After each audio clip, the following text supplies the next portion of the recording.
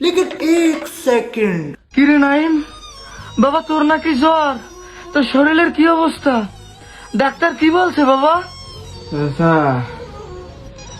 ডাক্তারে কইছে 2 সপ্তাহ বিছানায় উঠতে পারবো না।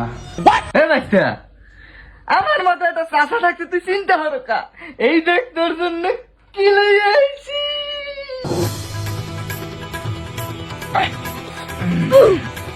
নে বাবা ওঠ ওঠ, তুই পারবি বাবা, পারবি।